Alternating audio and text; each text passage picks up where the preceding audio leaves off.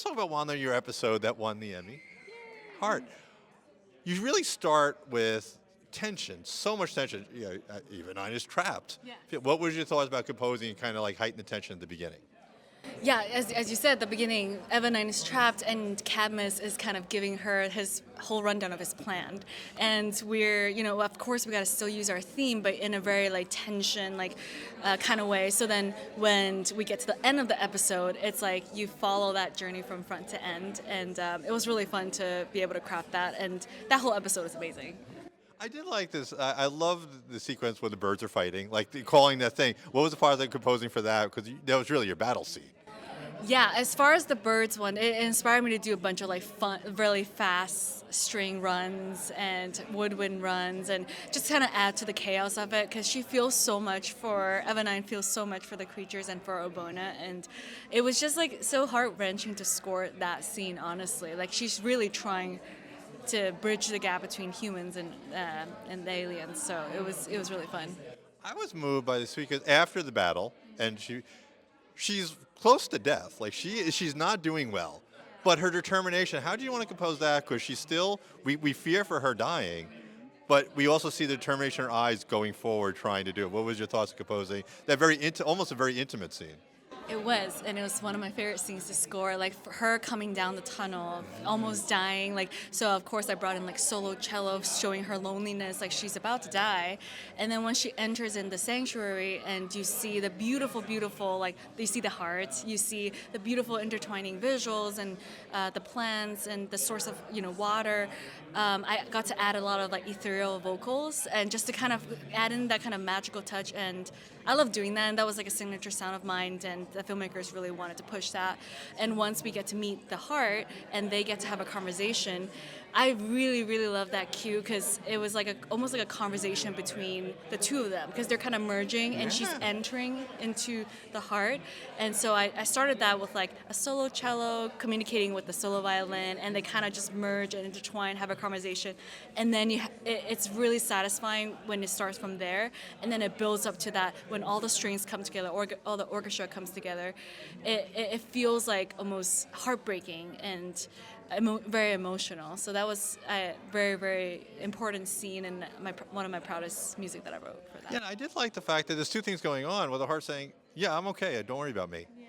And no, you're going to die. Like that. How would you be mixing the composing? Because you had really two conflicting characters fighting each other in a lot of ways. Yeah. What was the thoughts about that, trying to carry that duality? Yeah, the duality. That's a really good point that you just said. Like, a lot of the scores for WondLa is the duality. Like, epic versus intimate, beautiful versus dark, light versus darkness. And it really came from how do I develop my themes to match that. And instrumentation is a big thing. When you have a theme that I used across all these episodes, I feel like the audience already have like a connection with that melody. So like when you're like developing it does tell a story, and that was something that was really important to the filmmakers, is to create a theme that's memorable because we're going to use that theme all across 3 seasons and to see the development of her. Now you have, I think, a very big composing challenge. How does one compose for ecological disaster? Because that was the world's not in great shape at the end of your episode in the finale. But how would one compose for the destruction of the environmental destruction? That was difficult. I really brought in like my all the brass, all the epic choir, and almost like a requiem. And we titled it Requiem for Obona because of that. Because that planet is dying, and like when you get to that point and you think about like the previous 2 seasons where she gets to where she is, it's devastating. Like she's finding like the planet is dying and she's really trying to save it. So I really put out all my orchestra, like the biggest of the most epic and release almost, and then that happens, and then the end credits, if you stayed past that, it's just an intimate, dark solo cello. And I thought that was a really great contrast to be like, we want the audience to feel, oh my God, what just happened? The planet is dead. Our main character is dead. And it's fun. I love that. I love making people cry, making people feel surprised. And WondLa is just, a fantastic canvas, a fantastic show to do that. So how has it been for you, arcing the whole entire multiple seasons and telling this story? Very gratifying, and I'm so connected to the story and to the characters and my team. Like spending almost 3 years with these characters, it becomes like, I'm constantly thinking about them and thinking about like what are they feeling. It almost is like saying bye to your friends once the season has ended. And I did have a few months of grief, almost like saying bye to the characters, and I'm so attached and I love it. And I think because of that, though, I feel like that's why the score resonates, and that's why our show resonates, because everyone truthfully really wants to like show the heart of these characters, and I hope it translates. Yeah. All right, so you won the Emmy recently, and also the first Malaysian artist to ever win it. That's the right. How was the experience winning that, and now hopefully opening the doors for other artists' voices to be heard.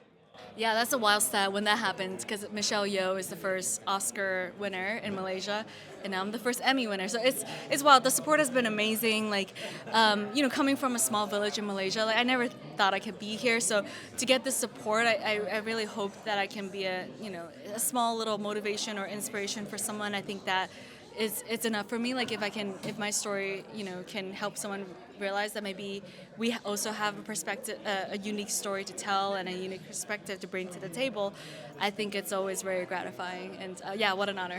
Starfleet Academy. Yeah. You had it's a different show. It's a different show from all the other Star Treks. What were the challenges in establishing the style in the pilot to kind of give it its own distinct look? I'm a big fan of, I said this earlier, but I'm a big fan of discovering it in post. It's not fix it in post, but discover it in post. And I think with Starfleet Academy especially, I think we discovered what the show was, and finding the right tone.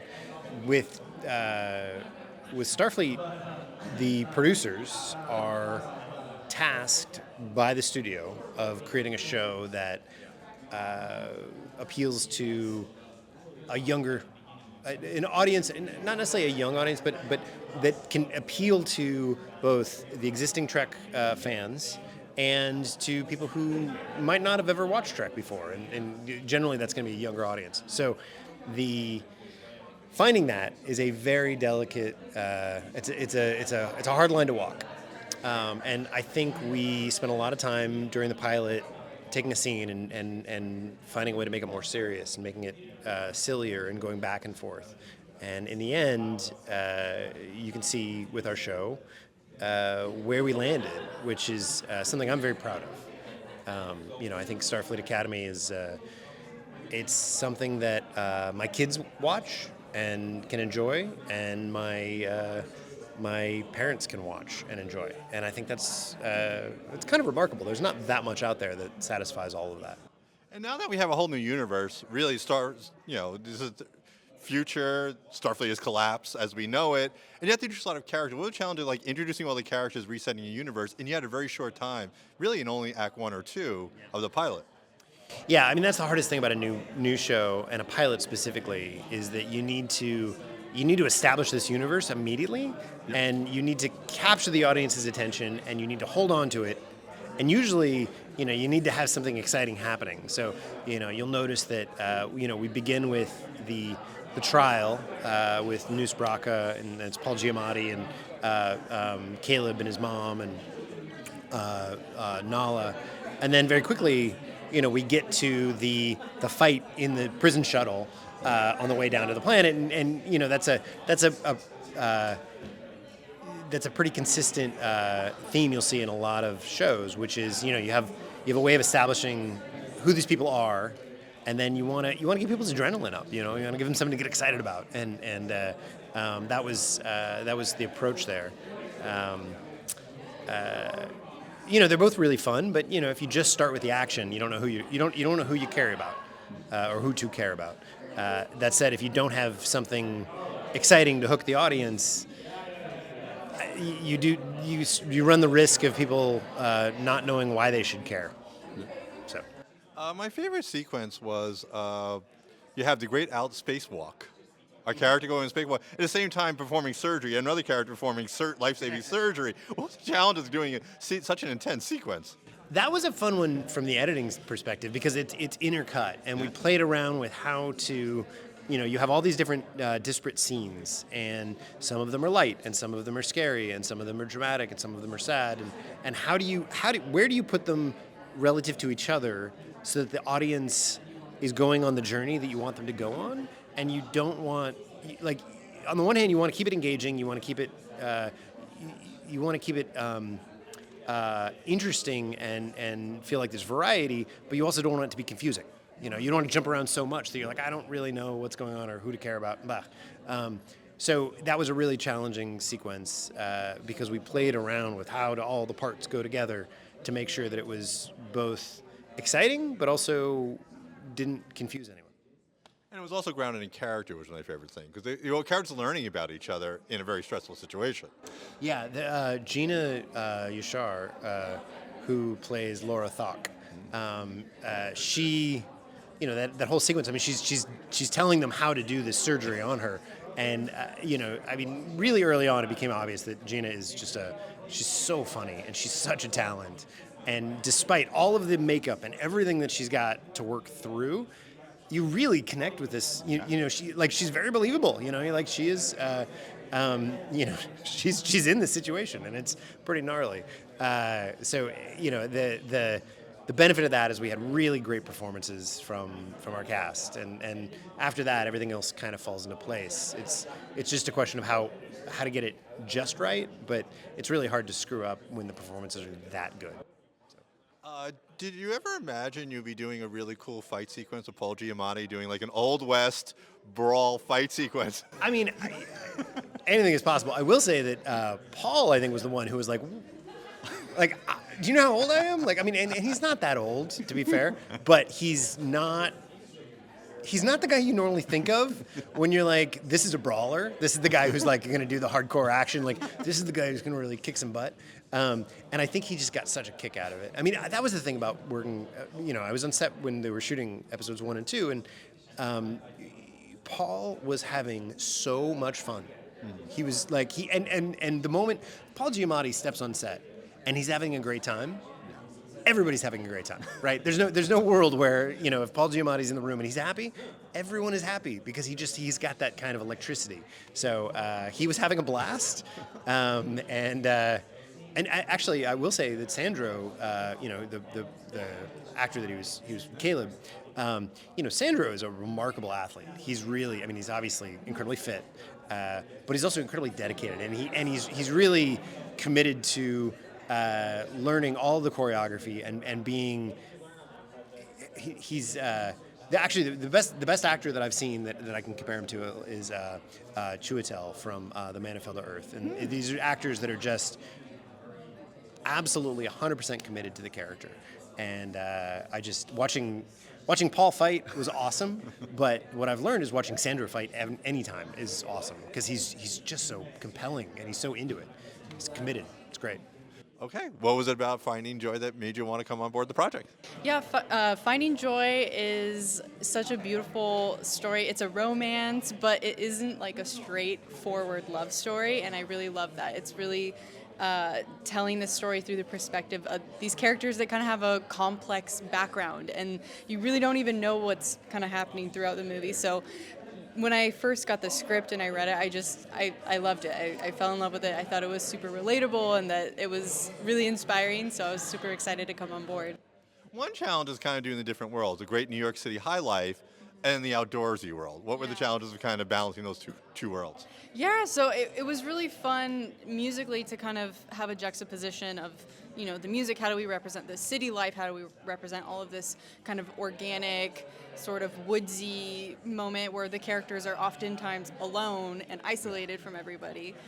So I wanted to balance that out by kind of bringing this, by grounding the score in more of a jazzy inspired score background for New York, but also a lot of those instruments can kind of be a through line to organic textures. So upright bass really translates well to a bit more organic, kind of almost folk-centered score. So really just stripping it back for the organic sounds and using a lot of solo instruments and leaving in a lot of the human elements was really important as well for that side. So. Now, it's a fish out of water, and our heroine doesn't love the outdoors life at first, but it grows to kind of, because how was arcing her journey musically, because she begins to blend the worlds together a little more as the story goes on. Yeah, I love that question. So one of the things I really wanted to do when I was initially composing was to assign Joy's character an instrument. So her theme kind of develops with piano, whereas our male protagonist, Ridge, is represented in guitar. So one thing I wanted to do is always bring these sort of plucky, but also this really sweet ballady piano theme to Joy, and that kind of evolves throughout the score. So as she's, really discovering this love for the outdoor life, it kind of evolves with the guitar a bit more and kind of develops from there. So that was kind of one way I wanted to approach that change in her character. So we have a lot of composing students who watch our show. What scene was most challenging? Something that took a little while to get right for you, to find the sound, but you're actually most proud of in the end that you pulled off? I would actually say, I think the song actually. So I had the privilege of, writing an original song for the movie as well. I have a background as a songwriter and producer, and the challenge with the song is that it's not a love story. And how do you capture lyrically this sort of unsettled feeling, but also this love that's developing between these two characters? So really finding that balance of this is not a love song, but it has love in it, and it has these warm elements that, that balance it out. So really finding those voices, I think, was a really fun challenge. And once we found it, it was just smooth sailing, and once Allison sung it, it was magical, really. It was really a great experience. All right, so we're at WonderCon. So my question is, let's hear your origin story. When did you know you wanted to be a composer? So I started composing when I was 5 years old as a bit of unintentional rebellion because my piano, I did not really understand reading sheet music, so I would just compose my own pieces instead, to my poor piano teacher's demise. And that, luckily my parents were super supportive. They really encouraged that.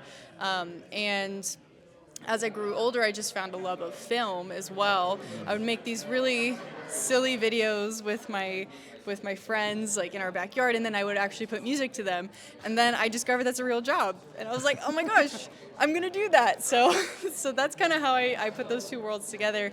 And it really it came from a place of really loving the collaborative art form of film and music, and telling these stories and being able to use that as a point of connection for people. It's such a special thing to be able to make something and then strangers watch it and feel connected. That's so amazing. So yeah, that's kind of where I started and where I'm at now, I guess. So we're going to talk about the AI doc Apocaloptimist. What was it about the project that initially drew you on board? I met the filmmakers. I actually worked with Daniel Rohr's wife on a film called Your Monster that went to Sundance, and we were locking that film, and we were talking over Zoom, and he popped his head in and asked me if I had ever done a documentary before, and I said yeah. And next thing I know, I'm sitting at a table with Dan and Charlie Tyrell and Dan Kwan and the producers of the film, and we're discussing the AI doc that they want to make, and they talked about it so passionately and so fervently because Daniel and Charlie both had kids on the way. Their kids were going to be born around the same time, and they talked about it as it's the thesis of the film is more about what we're going to leave behind for these kids, what kind of world we're going to leave behind for them. I had a nephew who was 4 at the time, and I was already thinking about AI in that way. I was like, he's never going to know a world without it. And so as responsible adults, we have to make sure we get this right now, since this is definitely going to be around for those kids. So that really kind of piqued my interest in wanting to be a part of it. Now, you have to balance the fear, legitimate fear, but also the hope, because there's a lot of things it could do. So what was the process in finding that kind of balance to showcase both sides of it without one side tilting too much one way. Yeah, it's a difficult tonal balance for this kind of movie because so many people we know are going to watch it going into it with their own kind of ideas about AI and their own subjective feelings about AI, and you have to really try to make the movie for everyone, which is really hard. You know, there are going to be people who are what they call doomers, who think AI is going to bring some sort of Terminator-esque end of the world. And then you have people who are accelerationists who just want us to get this thing done faster, no matter what, without the safety rails. And they're like, it's great. We should just use it more and more and more and more because it can be so great. And I think we kind of tackled the tonal balance, knowing that those two different types of people were out there, along with the people who were going to watch the movie just curious because they keep hearing about this AI thing, but they don't know what it is. So we kind of presented the film or tackled it in the way of an essay documentary. This is not it's about this subject, but we're following a protagonist, the director, Daniel. And as long as we ground people in his character, they're able to kind of just go on a journey with him, and we can make them laugh and we can make them upset and keep, changing the tone of the film because you're following Daniel's character and you're learning as he's learning.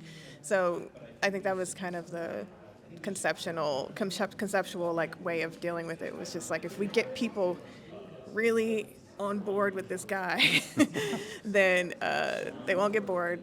And they'll be scared when they need to be scared because he is, but then they'll be hopeful when they need to be hopeful because he is.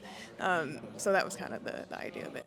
Now, there's two elements where we have the tech world that's actually wants guardrails, that understands the risk, and the other one's like, they'll blow by it. How do you want to balance those kind of within even the tech world, there's a major divide? Yeah, a lot of people in the tech world are saying to the government, you should regulate us because we won't stop if no one stops us.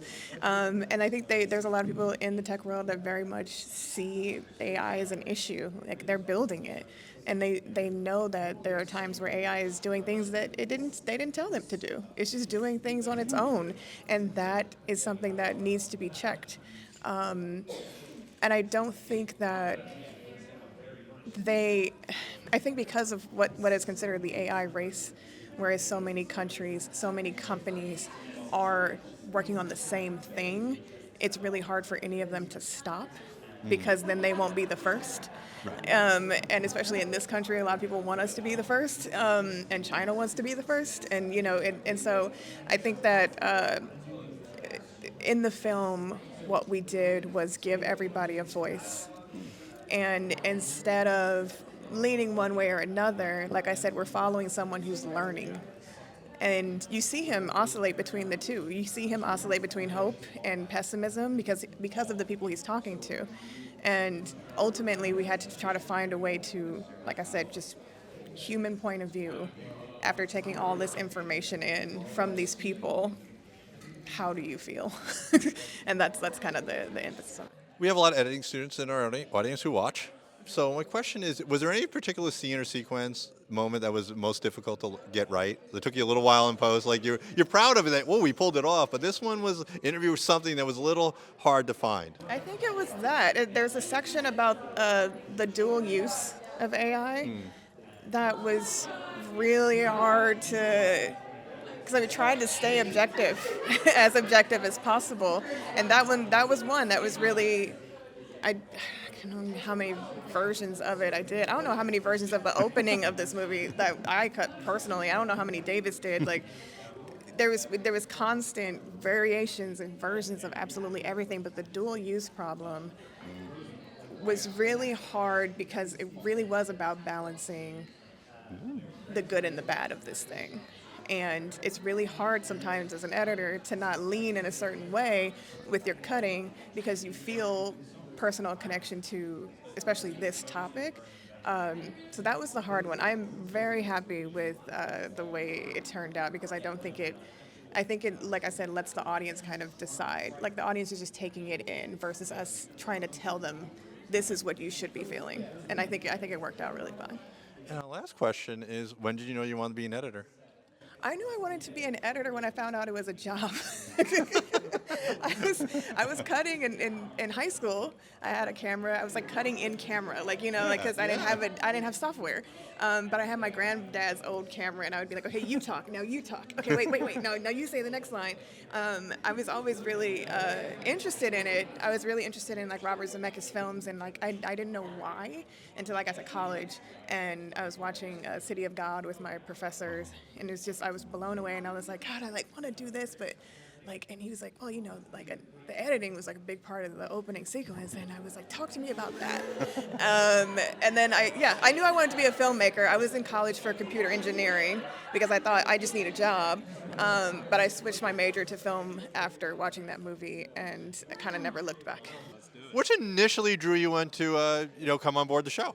Yeah, I've had a great relationship with Joe Trapanese, who's been a mentor to me, and he's an amazing composer. I've worked for him for a number of years, and Joe came onto the project in season 2, season 3, and I was working for him at the time, and I kind of like came up under him. He taught me a lot, and we were working on it together, collaborating, and that collaboration kind of evolved into like a true shared co-composer collaboration. So I owe him a lot of gratitude for bringing me on, but I think part of why he brought me on and was willing to give me that shared responsibility is because I am a big fan of the games, I'm a big fan of the books, I love the franchise, I love fantasy in general. So yeah, it was like, I was very passionate about the project, working on it. As soon as we started, I was extremely excited, and he could tell. So I think he was happy to like bring me in slowly but surely and in more of a fully fledged role. So then what was the biggest challenge for season 4 as you go to that fully fledged role? Yeah, I think one of the things I was just speaking about on the panel is developing themes, and in particular for Siri, her theme, her character changes so much throughout this show, throughout the story. She goes from this very innocent, youthful, there's some naivety in her character. She becomes this very mature, very intimidating, very, powerful presence, and she goes through like a really dark period. So I think with her theme, finding a way to recontextualize it, rearrange it, change the instrumentation, change some of the underlying harmony, but keep that melody. And we're really proud of how we were able to shape that and change the tonality from this thing that started, 3 or 4 seasons ago as like this light, elegant, subtle thing into this dark and powerful, and happily the theme kind of held up, and we were able to do that. So, all right, for our composing students in the audience, what was seen this past season was most challenging? Something that took a long time to get right, but you're most proud of when we actually pulled it off? There are a couple of scenes that come to mind. There's this heist scene with the rats. I think it's episode 2, 402. This like long 4, 5, almost 6-minute heist scene to introduce the rats in this season, who I love their group from the books, and I thought this was such a fun scene, and doing a heist scene I think is a dream for any composer.